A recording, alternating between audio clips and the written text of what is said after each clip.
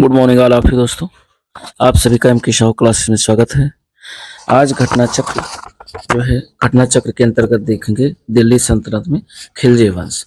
खिलजी वंश से रिलेटेड जो भी फैक्ट्स हैं उन फैक्ट्सों को देखते हुए उसके साथ जो अब तक के खिलजी वंश से जितने भी क्वेश्चन बने हुए हैं उस सभी प्रश्नों को हम लोग PYQ विद व्याख्या के साथ देखेंगे। और ये मध्यकालीन भारत के इतिहास का तीसरा लेक्चर है। इसके साथ साथ इसमें 2 लेक्चर और आए हैं और इसकी प्लेलिस्ट बनी हुई है। जो लोग पिछली वीडियो ना देखे हों प्लेलिस्ट यानी चैनल पे जा करके प्लेलिस्ट के माध्यम से देख सकते हैं। देर न करते हुए वीडियो को शुरू करते हैं और यदि चैनल पे पहली बार हैं तो चैनल को लाइक शेयर और सब्सक्राइब जरूर करें। इसमें देखते हैं कि खिलजी वंश, और कल की जो वीडियो थी वो हम लोगों ने देखा था गुलाम वंश। गुलाम वंश के बाद में खिलजी वंश आता है।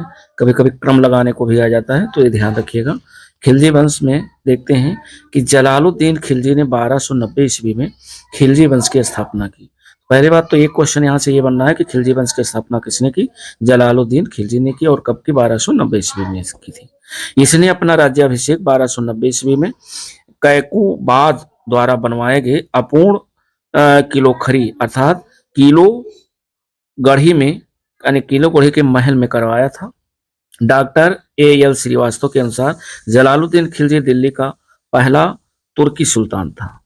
तो पहला दिल्ली का प्रथम तुर्की सुल्तान कौन था? जलालुद्दीन खिलजी था, जिसने उदार निरंकुशवाद के आदर्श को अपने सामने रखा। जलालुद्दीन जब दिल्ली का सुल्तान बना तब उसने अलाउद्दीन को अमीर-ए-तुजुक का पद दिया था।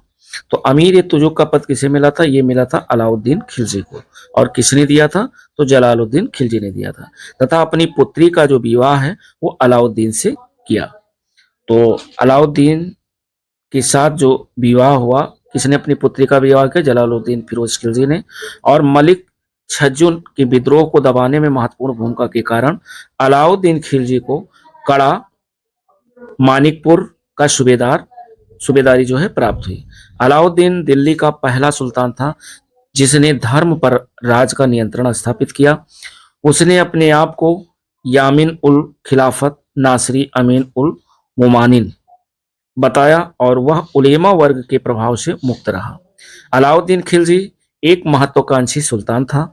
उसने सिकंदर द्वितीय शानी की उपाधि धारण की। ध्यान रखिएगा, सिकंदर द्वितीय शानी की उपाधि किसने धारण की? और ये धारण की थी अलाउद्दीन खिलजी ने। कई बार इस पे क्वेश्चन बना हुआ है। उसने अपने सिक्कों पर अंकित करवाया। अलाउद्दीन का जो प्रसिद्ध सेनापति था जफर खां ये अलाउद्दीन खिलजी का प्रसिद्ध सेनापति था और मंगोलों के विरुद्ध लड़ता हुआ मारा गया, जो अपने समय का श्रेष्ठ और साहसी सेनापति था। पद्मिनी राणा रतन सिंह की पत्नी थी। पद्मिनी कौन थी? ये राणा रतन सिंह की पत्नी थी। अलाउद्दीन खिलजी के मेवाड़ की राजधानी चित्तौड़ पर आक्रमण के दौरान राणा रतन सिंह की मृत्यु हो जाने के कारण रानी पद्मिनी ने जौहर कर लिया था। पद्मिनी की कहानी का जो आधार है वह 1540 ईस्वी में मलिक मोहम्मद जायसी द्वारा लिखित काव्य पुस्तक पद्मावत में मिलेगा। तो अलाउद्दीन के शासनकाल के प्रारंभ में कुछ विद्रोह हुए। इन विद्रोहों के कारणों पर विचार करके अलाउद्दीन खिलजी ने इसे समाप्त करने के लिए 4 अध्यादेश जारी किए। पहले अध्यादेश के द्वारा उपहार, पेंशन, दान में प्राप्त भूमि आदि व्यक्तियों से वापस ले ली गई तथा सरकारी अधिकारियों को सभी व्यक्तियों से अधिकाधिक कर लेने का आदेश दिए गए।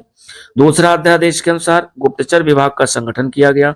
तीसरे अध्यादेश में मादक द्रव्य जैसे शराब, भांग आदि का प्रयोग तथा जुआ खेलने पर रोक लगा दी गई। चौथे अध्यादेश द्वारा सरदारों एवं अमीरों की दावतों, विवाह संबंधों पर प्रतिबंध लगा दिया गया। अलाउद्दीन के आक्रमण के समय देवगिरी का जो शासक रामचंद्र देव थे, 1296 ईस्वी में देवगिरी के शासक रामचंद्र देव ने अलाउद्दीन के सफल आक्रमण से बाध्य होकर उसे प्रति वर्ष एलिशपुर की आय भेजने का वादा किया था। परंतु 1305 ईस्वी अथवा 1306 ईस्वी में उसने उस कर को दिल्ली नहीं भेजा, जिस कारण 1307 ईस्वी में अलाउद्दीन ने मलिक काफूर के नेतृत्व में एक सेना देवगिरी पर आक्रमण करने के लिए भेजी। राजा रामचंद्र देव युद्ध में पराजित हुआ और उसने आत्मसमर्पण कर दिया। अलाउद्दीन ने रामचंद्र देव के प्रति सम्मानपूर्ण व्यवहार किया तथा उसे राय रायन राय रायन की उपाधि दी। 6 माह बाद उसे 1 लाख सोने का टका और 1 लाख सोने का टंका और नौसारी का जिला दे करके उसके राज वापस भेज दिया। 1312 ईस्वी में मलिक काफूर ने रामचंद्र के पुत्र शंकर देव के विरुद्ध भी एक अभियान का नेतृत्व किया। मलिक काफूर को अलाउद्दीन ने अपनी गुजरात विजय के दौरान प्राप्त किया था और इसे 1000 दिनारी भी कहा जाता है। अलाउद्दीन पहला सुल्तान था जिसने भूमि की पैमाइश कराकर लगान वसूल करना आरंभ किया, यानी भूमि की पैमाइश करके लगान को वसूल करने वाला पहला सुल्तान था अलाउद्दीन खिलजी। अपनी व्यवस्था को लागू करने के लिए अलाउद्दीन ने एक पृथक विभाग की स्थापना की और उस विभाग का नाम है दीवान-ए-मुस्त-राज।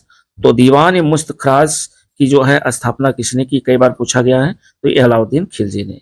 अलाउद्दीन ने परंपरागत लगान अधिकारियों जैसे खुद मुकद्दम एवं चौधरी से लगान वसूल करने का अधिकार छीन लिया था और उनके सारे विशेषाधिकार समाप्त कर दिए गए।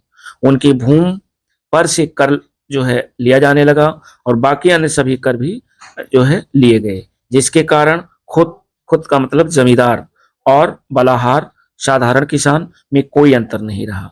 अलाउद्दीन की राजस्व और लगान व्यवस्था का मुख्य उद्देश्य एक शक्तिशाली और निरंकुश राज्य की स्थापना करना था। उसने उन सभी व्यक्तियों से भूमि छीन ली जिन्हें वह मिल्क अर्थात राज्य द्वारा प्रदत्त संपत्ति, इनाम, इंदरात, पेंशन तथा वक्त धर्मार्थ प्राप्त हुई भूमि आदि के रूप में मिली थी। फलतः खालिशा भूमि अधिक पैमाने पर विकसित हुई। अलाउद्दीन खिलजी ने उपज का 50% भूमि वो एक खराज के रूप में निश्चित किया। अलाउद्दीन खिलजी भारत का प्रथम मुस्लिम शासक था जिसने भूमि की वास्तविक आय पर राजस्व निश्चित किया था। और आगे कह रहा है कि अलाउद्दीन ने बाजार नियंत्रण, कई बार पूछा गया है कि बाजार नियंत्रण या मूल्य नियंत्रण की नीति किसने लागू की, तो अलाउद्दीन खिलजी ने। अलाउद्दीन ने अपने बाजार नियंत्रण की सफलता के लिए कुशल कर्मचारी नियुक्त किए। उसने मलिक काबुल को शहना या बाजार का अधीक्षक नियुक्त किया गया। बर्नी इन बाजार सुधारों का उद्देश्य मंगोलों के विरुद्ध एक विशाल सेना तैयार करना तथा हिंदुओं में विद्रोह के विचार न पनपने देना बताता है। सल्तनतकालीन शासक अलाउद्दीन खिलजी ने सार्वजनिक वितरण प्रणाली प्रारंभ की। अलाउद्दीन खिलजी द्वारा लगाए गए 2 नवीन कर थे और वो कर थे, एक तो घरी कर यानी जिसे गृह कर कहते हैं जो कि घरों एवं झोपड़ियों पर लगाया जाता था, तथा एक चराई कर जो कि दुधारू पशुओं पर लगाया जाता था। 1306 ईस्वी के बाद अलाउद्दीन खिलजी के समय में दिल्ली सल्तनत एवं मंगोलों के बीच सीमा रावी नदी थी। सीमा क्या थी? सीमा थी रावी नदी। तो सुल्तान गयासुद्दीन तुगलक के समय में सिर मुगल के नेतृत्व में 1325 ईस्वी में मंगोल सेना ने सिंध को अवश्य पार किया था, लेकिन शमाना के सूबेदार मलिक सादी ने उन्हें हरा दिया था। मुबारक खिलजी ने स्वयं को खलीफा घोषित किया तथा उल इमाम और खिलाफत उल लह आदि उपाधियां धारण की थी और जिनके वह सर्वदा आयोग था। नसरुद्दीन खुसर शाह ये 15 अप्रैल से 7 सितंबर 1320 हिंदू से परिवर्तित मुसलमान था। उसने अपने नाम का खुतबा पढ़वाया तथा पैगंबर का सेनापति की उपाधि ग्रहण की। उसके विरोधियों ने इसे इस्लाम का शत्रु और इस्लाम खतरे में है का नारा दिया था। अब ये खिलजी वंश से रिलेटेड कुछ फैक्ट थे। इससे रिलेटेड जो अब तक के PYQ क्वेश्चन बने हुए हैं उन क्वेश्चनों को हम लोग देखते हैं। पहला क्वेश्चन कह रहा है कि कौन सा सुल्तान नया धर्म चलाना चाहता था किंतु उलेमा लोगों ने विरोध किया, तो वह सुल्तान था अलाउद्दीन खिलजी। अलाउद्दीन खिलजी नया धर्म चलाना चाहता था किंतु उलेमा लोगों ने उसका विरोध किया था। तो राइट ऑप्शन फर्स्ट नंबर का बी विकल्प सही है, अलाउद्दीन खिलजी। अलाउद्दीन खिलजी एक महत्वाकांक्षी सुल्तान था। उसने सिकंदर द्वितीय शानी की उपाधि भी धारण की और उसे अपने सिक्के पर अंकित करवाया। वह संपूर्ण विश्व को जीतने की अभिलाषा रखता था और साथ ही एक नवीन धर्म चलाने की भी चलाने की भी, किंतु अपने वफादार मित्र एवं कोतवाल जो है अलाउल मुल्क की सलाह पर उसने अपना विचार त्याग दिया। क्वेश्चन नंबर 2 कह रहा है कि दिल्ली के किस सुल्तान ने सिकंदर शानी की जो है मनो उपाध धारण की थी? तो दिल्ली का वह सुल्तान था जो है अलाउद्दीन खिलजी, जिसने सिकंदर शानी की उपाध धारण की थी। राइट ऑप्शन सेकंड नंबर का बी विकल्प सही है, अलाउद्दीन खिलजी। 3 नंबर क्वेश्चन कह रहा है कि अलाउद्दीन खिलजी के प्रसिद्ध सेनापतियों में किसकी मंगोलों के विरुद्ध लड़ते हुए मृत्यु हुई? तो वो सेनापति था जफर खां। अर्थात राइट ऑप्शन 3 नंबर का ए विकल्प सही है, अलाउद्दीन खिलजी का प्रसिद्ध सेनापति जफर खां था, जिसकी मंगोलों के विरुद्ध लड़ते हुए मृत्यु हुई थी। आगे 4 नंबर क्वेश्चन कह रहा है कि रानी पद्मिनी रानी पद्मिनी का नाम अलाउद्दीन की चित्तौड़ विजय से जोड़ा जाता है, और उसके पति का नाम आपको बताना है कि रानी पद्मिनी के पति का क्या नाम था। तो रानी पद्मिनी के पति का नाम था राणा रतन सिंह। अर्थात 4 नंबर का जो राइट ऑप्शन है वो डी विकल्प सही है, राणा रतन सिंह। पद्मिनी की कहानी का आधार 1540 ईस्वी में मलिक मोहम्मद जायसी द्वारा लिखित काव्य पुस्तक पद्मावत में है, और उनके अनुसार पद्मिनी चित्तौड़ के राजा रतन सिंह की अत्यंत सुंदर और विदुषी पत्नी थी। अमीर खुसरो ने सुलेमान और रानी शैबा के प्रेम प्रसंग का उल्लेख अपने ग्रंथ में किया था, और उसने अपने संकेतों में अलाउद्दीन की क्षमता जो है सुलेमान से तथा पद्मिनी की तुलना शैबा से की थी, और संभवतया इसी को आधार मानकर मलिक मोहम्मद जायसी ने पद्मावत की रचना की और राणा रतन सिंह की रानी पद्मिनी की कहानी बनी। 5 नंबर क्वेश्चन कह रहा है, ये कथन और कारण पर आधारित क्वेश्चन है, और इसमें कह रहा है कि कथन ये है कि अलाउद्दीन के दक्षिण अभियान धन प्राप्ति के अभियान थे। तो ये एकदम सही है, अलाउद्दीन खिलजी ने जो दक्षिण अभियान अर्थात धन प्राप्ति का अभियान था, जो आक्रमण किया वो धन प्राप्ति के लिए किया था। कथन सही है। कारण कह रहा है ये दक्षिण राज्यों को कब्जे में करना चाहता था, नहीं, ये कारण गलत है। तो राइट ऑप्शन आपका ए सही है और आर गलत है, अर्थात सी विकल्प इसका सही है। ए सही है किंतु आर गलत है। मैं कह रहा डॉक्टर एस के लाल ने लिखा है कि धन के लालच और गौरव की लालसा ने अलाउद्दीन को भी दक्षिण के सभी राज्यों पर एक के बाद एक पर जो है आक्रमण करने की प्रेरणा दी। दक्षिण भारत के इन राज्यों पर आक्रमण करने का अलाउद्दीन का उद्देश्य धन और विजय की लालसा ही थी। उनकी जो है आंतरिक नीति में हस्तक्षेप नहीं था, वह इन दक्षिण राज्यों को अपने कब्जे में नहीं करना चाहता था। तो ये सही है, और यानी कथन सही है और कारण गलत है। क्वेश्चन नंबर 6 कह रहा है कि अलाउद्दीन खिलजी के आक्रमण के समय देवगिरी का शासक कौन था? तो जब अलाउद्दीन खिलजी ने आक्रमण किया उस समय देवगिरी पर जो शासन था वो शासन था रामचंद्र देव का। राइट ऑप्शन 6 का ए विकल्प सही है, रामचंद्र देव। अभी हम लोगों ने फैक्ट्स में देखा है कि अलाउद्दीन के आक्रमण के समय देवगिरी का शासक रामचंद्र देव था। 1296 ईस्वी में देवगिरी के शासक रामचंद्र देव ने अलाउद्दीन के सफल आक्रमण से बाध्य होकर उसे प्रति वर्ष एलिसपुर की आय भेजने का वादा किया था, परंतु 1305 ईस्वी अथवा 1306 ईस्वी में उसने उस कर को दिल्ली नहीं भेजा, जिस कारण 1307 ईस्वी में अलाउद्दीन ने मलिक काफूर के नेतृत्व में एक सेना देवगिरी पर आक्रमण करने के लिए भेजी। राजा रामचंद्र देव युद्ध में पराजित हुआ और उसने आत्मसमर्पण कर दिया। क्वेश्चन नंबर 7 कह रहा है, ये सूची फर्स्ट को सूची सेकंड के साथ जो है मैच कराना है। सूची फर्स्ट और सूची सेकंड। तो सूची फर्स्ट में कह रहा है रणथंभौर, और बी है चित्तौड़, सी है देवगिरी और डी है गुजरात। अब इस साइड से आपको सूची सेकंड से मैच कराना है। तो इसमें जो है सूची फर्स्ट में जो दिया हुआ है, कह रहा है कि जो रणथंभौर है यह जो है हमीर देव इससे रिलेटेड है, अर्थात यहाँ के जो शासक थे हमीर देव थे। चित्तौड़ के जो शासक थे वो राणा रतन सिंह थे। देवगिरी के जो शासक थे वो राजा रामचंद्र थे, यानी राजा राय रामचंद्र थे, और गुजरात के जो शासक थे वो कर्णदेव थे। इस हिसाब से अगर देखा जाए 3 4 2 1, यानी डी विकल्प इसका सही है, 3 4 2 1। उसके बाद देखिए ये सही इसका मैच है, रणथंभौर हमीर देव, चित्तौड़ राजा जो है राणा रतन सिंह, देवगिरी राजा राय रामचंद्र और गुजरात कर्णदेव। आगे एक मैप दिया हुआ है अगला क्वेश्चन में 8 नंबर में। पहला दिए गए मानचित्र पर ध्यान दीजिए, और ये आपका जो भारत का मैप है, इसमें ये जो दक्षिण भारत है, दक्षिण भारत में ये कह रहा है कि मानचित्र में जो है मार्ग का अनुसरण अपने सैन्य अभियान में किसने किया था? तो इस मार्ग का जो है अनुसरण अपने सैन्य अभियान में किया था मलिक काफूर ने, अर्थात राइट ऑप्शन इसका डी विकल्प सही है क्वेश्चन नंबर 8 का। मानचित्र में कह रहा निर्दिष्ट मार्ग का अनुसरण जो है सल्तनत काल में अलाउद्दीन खिलजी के सेनापति थे मलिक काफूर ने अपने दक्षिण विजय के दौरान किया था। 9 नंबर क्वेश्चन कह रहा है कि किस सुल्तान के काल में खालिशा भूमि अधिक जो है पैमाने में विकसित हुई थी? तो वो सुल्तान थे अलाउद्दीन खिलजी, अर्थात अलाउद्दीन खिलजी के शासनकाल में खालिशा भूमि की अधिक जो है पैमाने में विकसित हुई थी। तो राइट ऑप्शन 9 नंबर का बी विकल्प सही है, अलाउद्दीन खिलजी। अलाउद्दीन की राजस्व और लगान व्यवस्था का मुख्य उद्देश्य एक शक्तिशाली और निरंकुश राज्य की स्थापना करना था।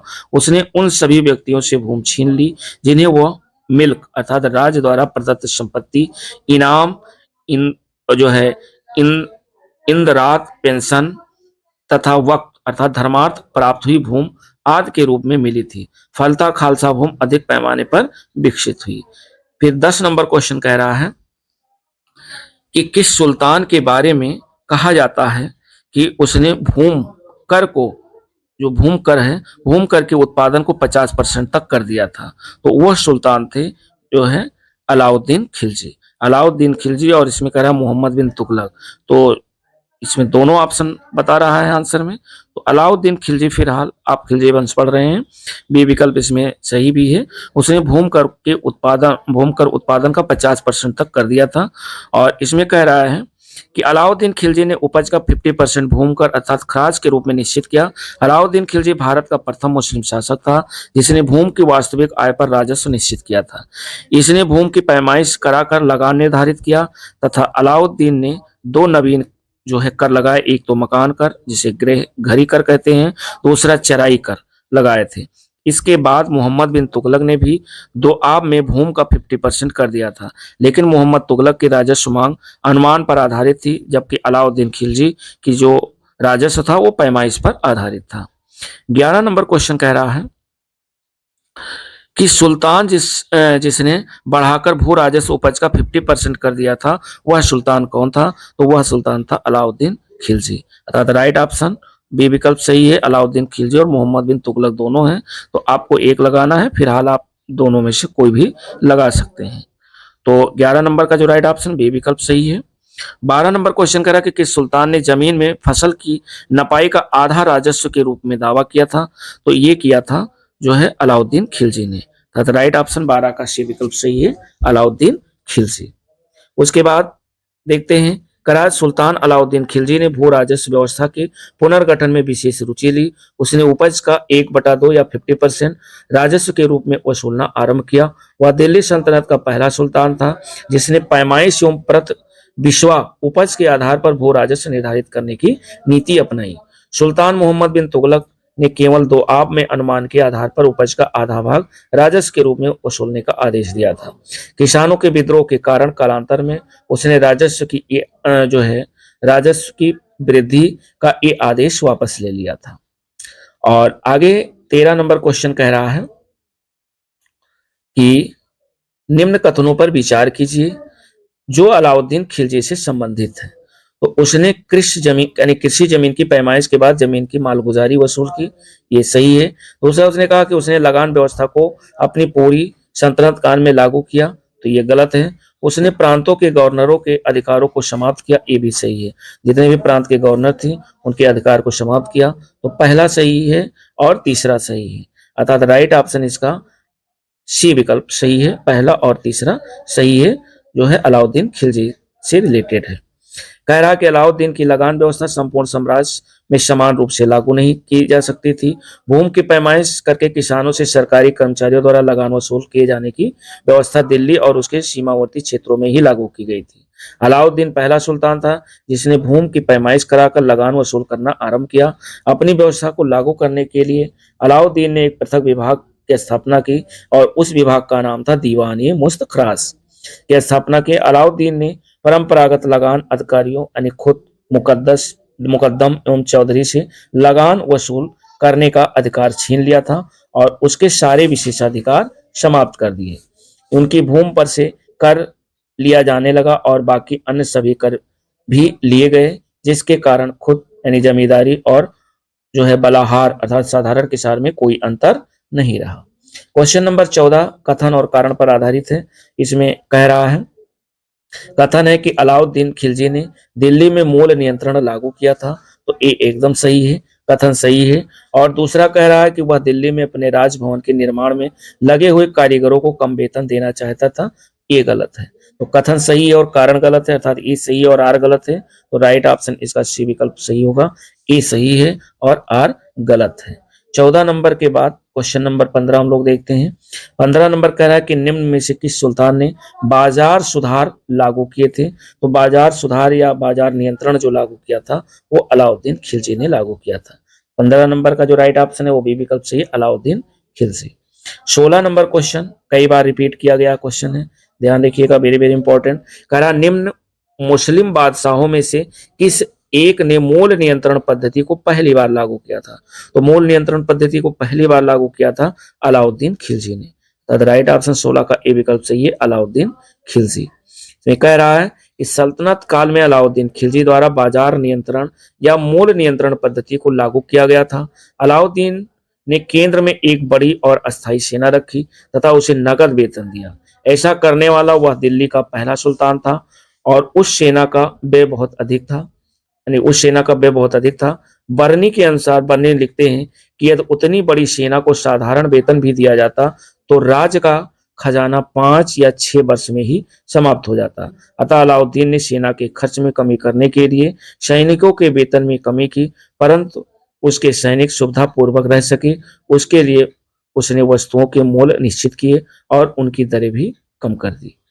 नेक्स्ट क्वेश्चन 17 नंबर कह रहा है कि बाजार नियंत्रण प्रथा लागू की गई थी, यानी बाजार नियंत्रण प्रथा कब लागू की गई थी? ये लागू की गई थी अलाउद्दीन खिलजी के द्वारा, अर्थात राइट ऑप्शन सी विकल्प सही है। बाजार नियंत्रण जो प्रथा है वो अलाउद्दीन खिलजी के द्वारा लागू की गई थी। 18 नंबर क्वेश्चन कह रहा है कि बाजार कीमतों को नियंत्रित करने के जो है अलाउद्दीन खिलजी के प्रयास ने क्या किया, यानी बहुत ही सफलता प्राप्त की। तो राइट ऑप्शन 18 का सी विकल्प सही है, बहुत सफलता प्राप्त की। अलाउद्दीन का आर्थिक सुधार एक बड़ी सेना का भरण पोषण, कालाबाजारी को रोकना और विद्रोहों पर अंकुश लगाने के लिए था। इन सब के लिए सुल्तान ने बाजार में मूल्य नियंत्रण के लिए कई नियम और प्रमुख अधिकारियों की नियुक्ति की। उसने मलिक कफूर को शहना या बाजार अधीक्षक नियुक्त किया और उसको मूल्य में स्थिरता बनाए रखने के लिए कई सहायक और विस्तृत अधिकार दिए, जिससे नियमों को उसने बड़ी कठोरता से लागू किया, जिसका परिणाम हुआ कि मुनाफाखोरी और कालाबाजारी बंद हो गई। क्वेश्चन नंबर 19 कह रहा है कि निम्नलिखित में से किस मध्यकालीन शासक ने सार्वजनिक वितरण प्रणाली आरंभ की थी? तो सार्वजनिक जो वितरण प्रणाली आरंभ की थी वो की थी अलाउद्दीन खिलजी ने। राइट ऑप्शन 19 का ए विकल्प सही है, अलाउद्दीन खिलजी। सल्तनत कालीन शासक अलाउद्दीन खिलजी ने सार्वजनिक वितरण प्रणाली आरंभ की थी। 19 नंबर के बाद 19 नंबर का जो राइट ऑप्शन है वो ये विकल्प है। 20 नंबर क्वेश्चन कह रहा है कि सल्तनत काल में सार्वजनिक वितरण प्रणाली किसने आरंभ की थी? तो सल्तनत काल में सार्वजनिक वितरण प्रणाली जो आरंभ की थी वो अलाउद्दीन खिलजी ने आरंभ की थी। राइट ऑप्शन 20 का ए विकल्प सही है, अलाउद्दीन खिलजी। 21 नंबर क्वेश्चन कह रहा है कि घड़ी कर अथवा गृह कर लगाने वाला दिल्ली का पहला सुल्तान कौन था?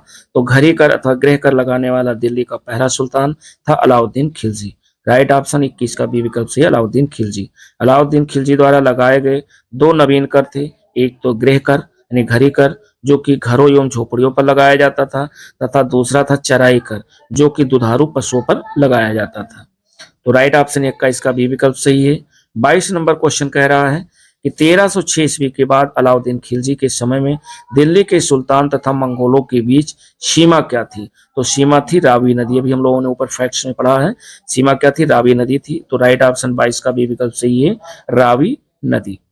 अर्थात 1306 ईस्वी के बाद अलाउद्दीन खिलजी के समय में दिल्ली सल्तनत एवं मंगोलों के बीच जो सीमा थी वो रावी नदी थी और 1306 ईस्वी में कवक के नेतृत्व में मंगोल आक्रमण हुआ, जिसे रावी नदी के तट पर मलिक काफूर और गाजी मलिक द्वारा रोक दिया गया था और रावी नदी मंगोल और खिलजी साम्राज्य की सीमा बन गई थी। 23 नंबर क्वेश्चन कह रहा है कि निम्नलिखित में से किस सुल्तान ने साम्राज्य की सीमाओं की सुरक्षा हेतु एक विशेष सेना को नियुक्त किया था। तो साम्राज्य की सीमाओं की सुरक्षा के लिए एक विशेष सेना को नियुक्त किया था, और किसने नियुक्त किया था? अलाउद्दीन खिलजी ने। तो राइट ऑप्शन 23 का डी विकल्प चाहिए, अलाउद्दीन खिलजी। अलाउद्दीन खिलजी ने साम्राज्य की सीमाओं की सुरक्षा हेतु एक विशेष सेना की नियुक्ति किया था, और इसने सीमा प्रांतों की सुरक्षा के लिए सैनिकों की संख्या बढ़ाने, प्रशासन को व्यवस्थित करने हेतु सीमावर्ती किलों की मरम्मत करवाई, मंगोलों के मार्गों पर बसे हुए अनुभवी अमीरों और फौजी सरदारों की एकताओं में भी सेना की टुकड़ियां तैनात की थी। 24 नंबर क्वेश्चन कह रहा कि निम्नलिखित युग्मों में कौन सही सुमेलित नहीं है, ये बताना है। एक तरफ रियासत दिया हुआ है, एक तरफ शासक दिया हुआ है। तो देवगिरी की रियासत ये शंकर देव के हाथ में थी, यानी देवगिरी के जो शासक थे शंकर देव थे। वारंगल के जो शासक थे ये रामचंद्र देव नहीं थे।